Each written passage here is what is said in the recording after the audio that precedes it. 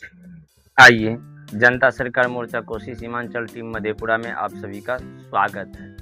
हम लोग बचपन में एक कहानी सुना करते थे कि एक राजा हुआ करता था और उसका एक मंत्री होता था और उस मंत्री का जो काम होता था, उसका काम होता था कि राजा का जो भी कोई आदेश हो, संदेश हो, उसको प्रजा तक पहुँचाना और फिर प्रजा से उसका सलाह मशवरा करके फिर प्रजा का जो संदेश होता था वो राजा तक पहुंचाना।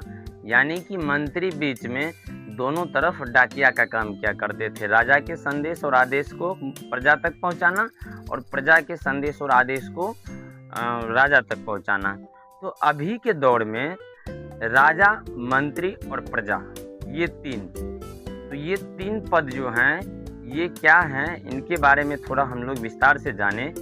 तो भारत गणराज्य में लोकतंत्र स्थापित है। तो लोकतंत्रात्मक राज्य में जनता, राजा यानी कि सर्वोपरि होता है। तो मंत्री, मुख्यमंत्री, प्रधानमंत्री, राष्ट्रपति, एसपी, डीएम, ये सब आते हैं लोक सेवक यानी कि नौकर की श्रेणी में।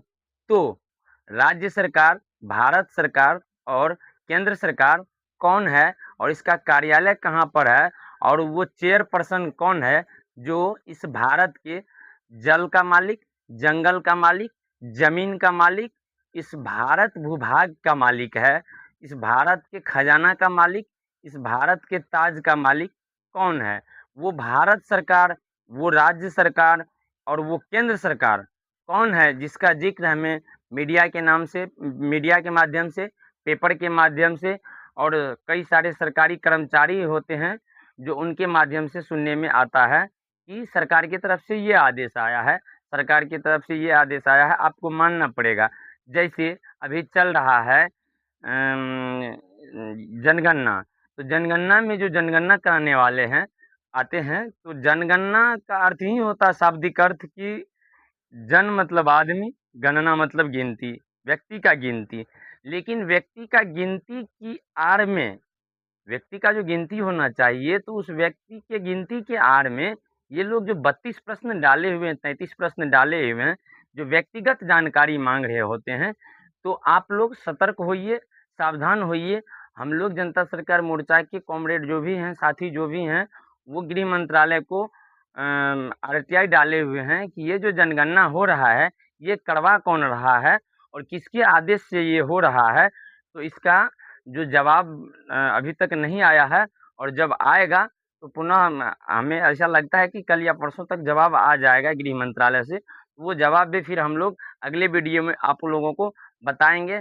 तब तक, जब तक आप लोगों को पूरी ठोस जानकारी ना मिल जाए, तो इस जनगणना की आड़ में आप लोग अपना व्यक्तिगत जानकारी किसी को शेयर ना करें। क्योंकि हो सकता है कल के डेट में जैसे जो कोरोना का दौर चला हुआ था, तो उसमें सरकार की तरफ से, सरकार के कर्मचारी की तरफ से जो भी था, चाहे प्राइवेट कंपनी हो या सरकारी कंपनी हो, जो भी था, उसकी तरफ से एक कंपल्सरी कर दिया गया था कि नहीं, ये तो वैक्सीन लेना पड़ेगा।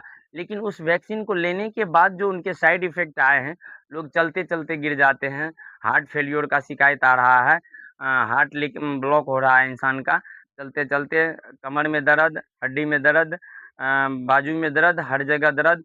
हमारे भी स्पाइनल कॉर्ड में दर्द है। जब से हम कोरोना का वैक्सीन लिए हैं, हम पहले जो ट्रेनिंग कर रहे थे, तो हम 7th और 8th क्लास में जिस टाइम पे थे, तो उस टाइम पे हम इतने फिट थे कि उस टाइम पे 9th और 10th तक हम फिट रहे, क्योंकि 10th में हम एनसीसी कमांडर रह चुके हैं।